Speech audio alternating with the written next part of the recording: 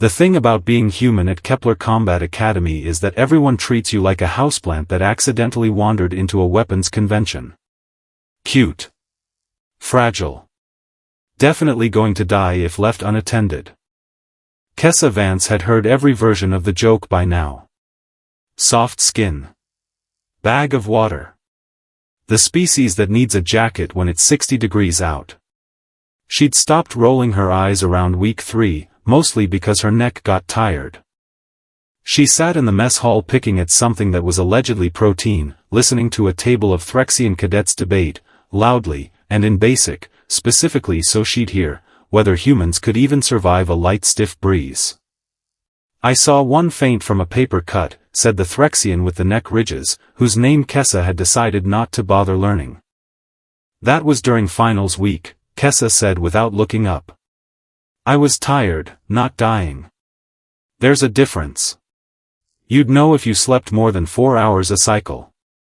The table went quiet in that specific way tables go quiet when they weren't expecting the houseplant to talk back. Kessa smiled and went back to her protein-adjacent substance. Here's the thing nobody in this galaxy seemed to grasp: humans weren't weak. Humans were inconvenient. Big difference.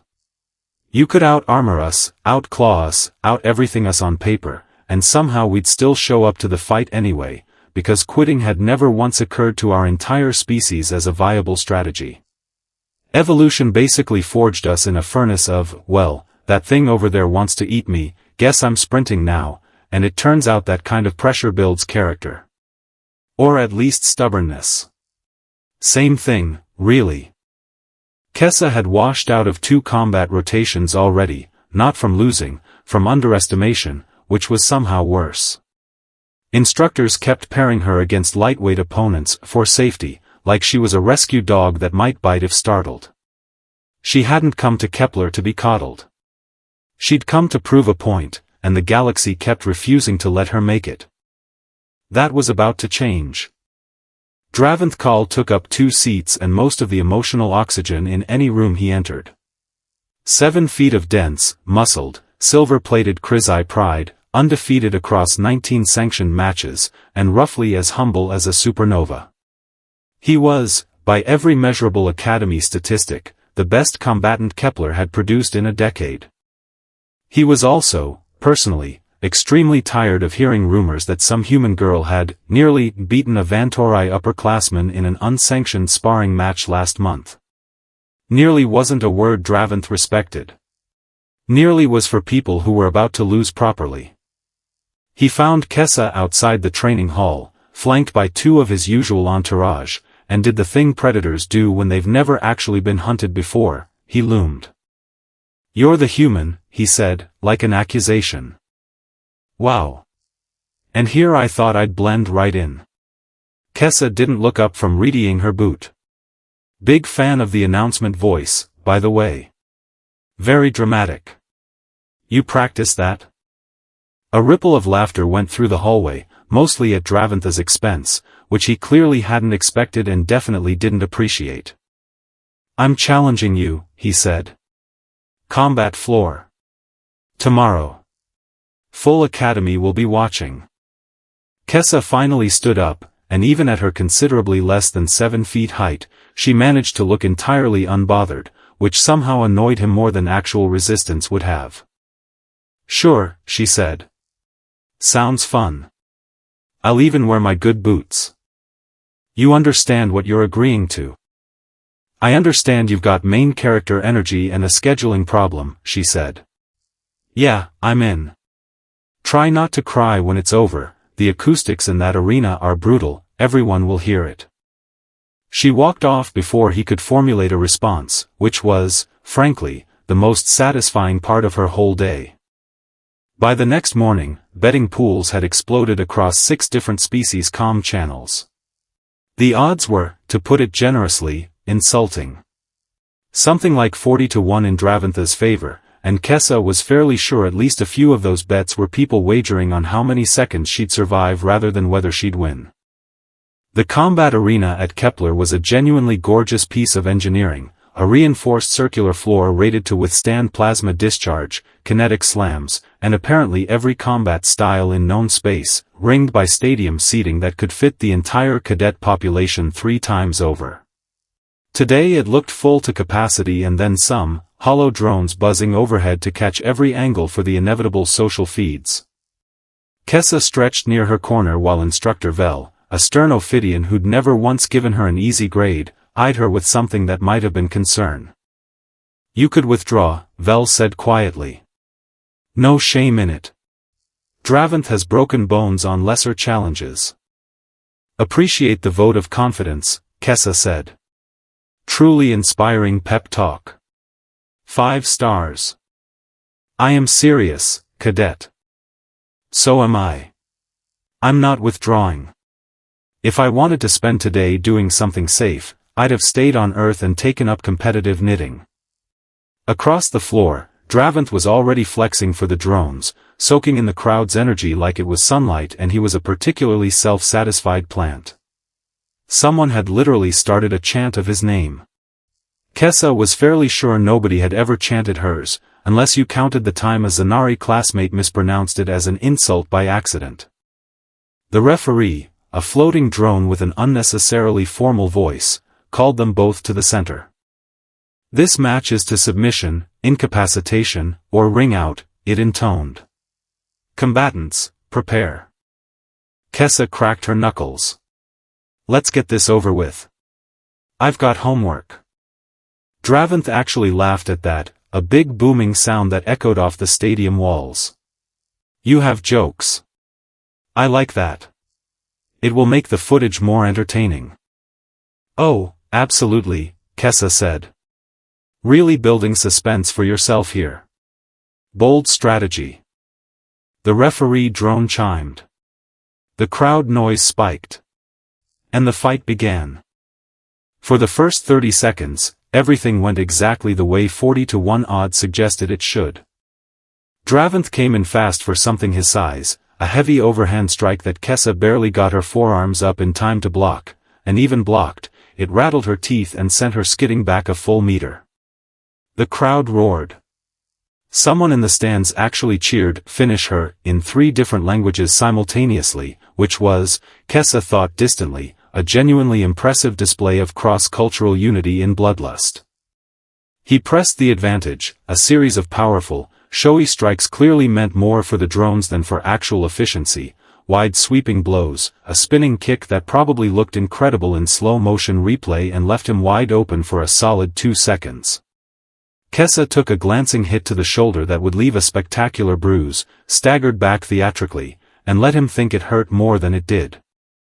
Because here was the thing about Draventh, and honestly about most of the species at this academy who'd never had to fight anything smarter than themselves, they fought like the outcome was already decided. Every strike was a victory lap. Every combo was for the cameras. He wasn't reading her. He wasn't adjusting. He was performing a highlight reel he'd already imagined in his head before the match even started. Kessa, meanwhile, had spent the last 30 seconds doing what humans have always done best when facing something bigger, stronger, and dumber than us, paying very, very close attention. "You telegraph your right hook," she said, ducking under his next swing with maybe 4 inches to spare. "Shoulder drops before your hip turns. It's actually kind of cute, like watching someone announce a surprise party." "Talk all you like," Draventh growled, swinging again, same tell, same shoulder drop, and this time Kessa wasn't where he expected her to be. She'd angled off the line instead of retreating straight back, which nothing in his training had apparently prepared him for, because most species fighting something his size backed away in a straight line, giving him a nice predictable target. Kessa stepped diagonally into his blind spot, planted low, and drove her shoulder into his exposed ribs with every ounce of leverage her comparatively tiny frame could generate. It wasn't a devastating hit by raw power standards. Draventh probably weighed 3 times what she did. But it landed exactly where his balance was already compromised from the missed swing, and for the first time in 19 matches, the crowd watched Draventh call actually stumble. The stadium went quiet for a half second, just long enough for Kessa to grin. "Oh, that got their attention," she said. "Should we do it again?" Dravantha's expression shifted from smug to something considerably less comfortable. He came back at her with real speed this time, no more showboating, and Kessa had to admit, credit where due, that an angry 7-foot Krizai moving with actual intent was a genuinely terrifying thing to be standing in front of. She took 2 solid hits in the exchange that followed, one to the ribs that stole her breath and one to the jaw that made the entire arena tilt sideways for a second. The crowd surged back to life, sensing the correct outcome reasserting itself. Someone in the stands actually started the countdown chant, assuming this was the beginning of the end. Kessa spat blood onto the combat floor, straightened up, and laughed. Actually laughed, loud enough that the front rows heard it. "Okay," she said. "Okay, that one hurt. Genuinely. Well done. Gold star." She rolled her shoulder, testing it. "Still worked. You know what's funny, though? You've been hitting me with everything you've got for 2 minutes straight, and I'm still standing here making jokes at you. Meanwhile you're breathing like you just ran a marathon in that armor."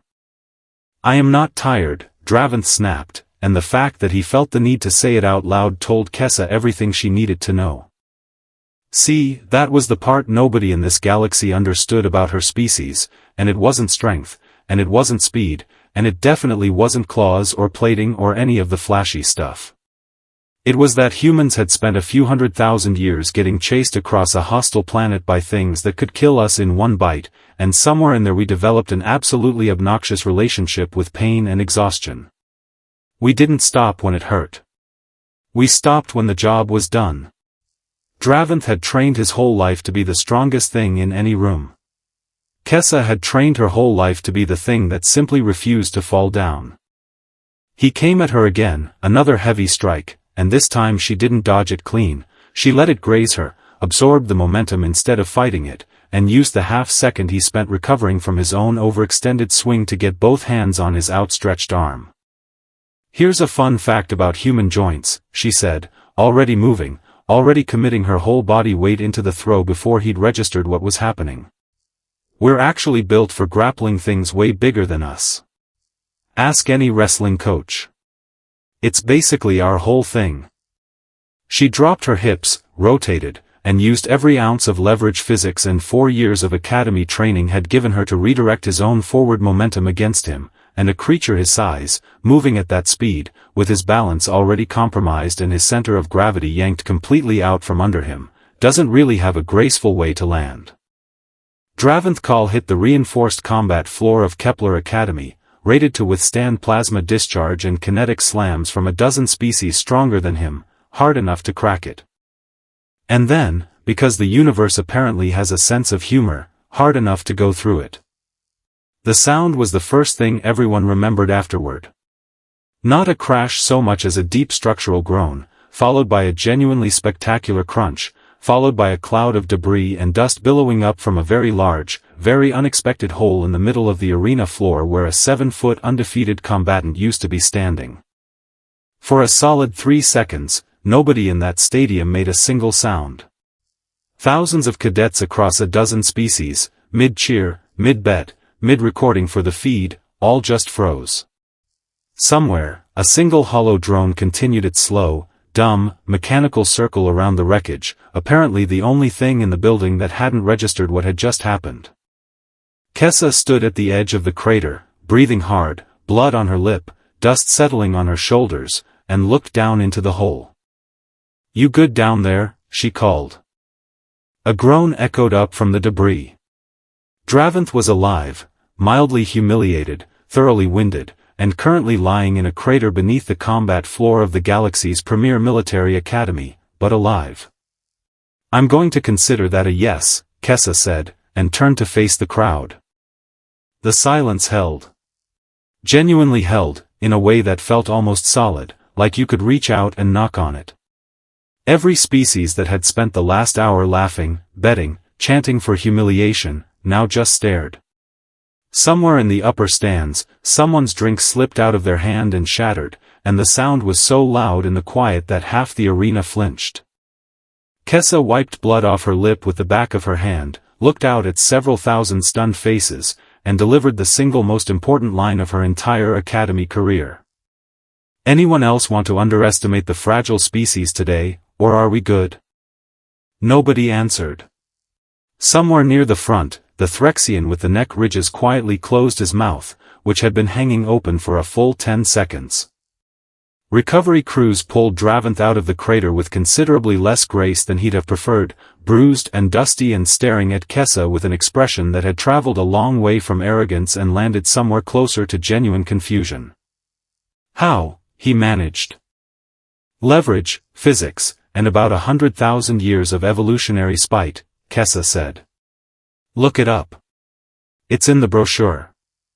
By that evening, the footage had already made its way across every Academy comm channel, and by the next morning it had somehow escaped the Academy entirely, showing up on feeds Kessa was fairly sure she wasn't cleared to access.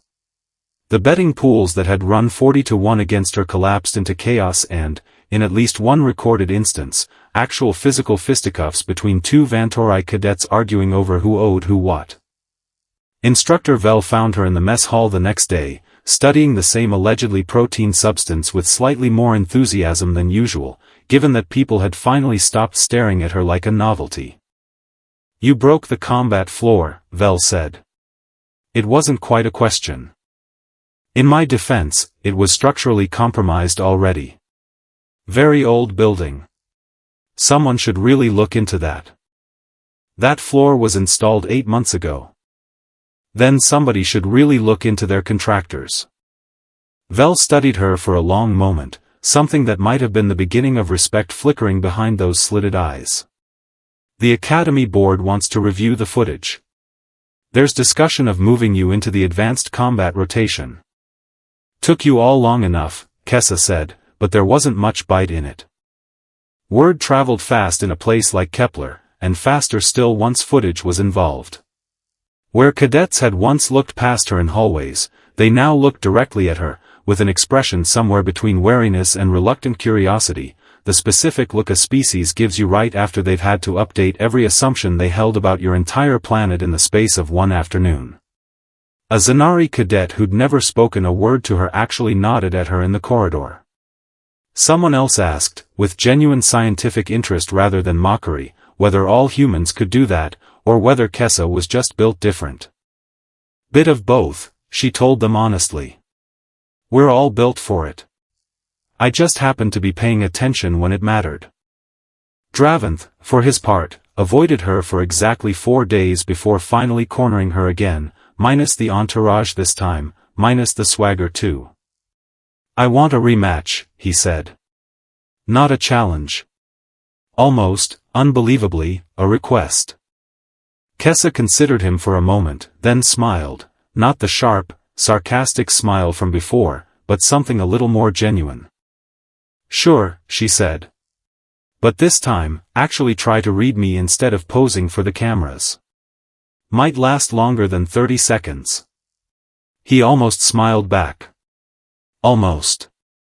By the end of the month, the humans are fragile jokes had mostly stopped, replaced by a new and considerably more accurate rumor circulating through the Academy, that humans weren't weak so much as criminally underestimated, that they fought like something that had never once been told it was allowed to give up, and that maybe, just maybe, it was worth double-checking your assumptions before you challenged one to a duel in front of the entire student body. Kessa Vance walked the halls of Kepler Academy a little differently after that. Not louder, not prouder, just noticed, in a way she hadn't been before. And if anyone asked her about that day, about the crater still being repaired in the combat arena, about the exact physics of how a 140-pound human girl had put a 7-foot warrior through solid reinforced flooring, she gave them the same answer every time, delivered with the same dry, unbothered grin. "Don't underestimate the houseplant," she'd say. "Sometimes it bites back." And somewhere in the quiet after, the rest of the galaxy started, very slowly, to listen.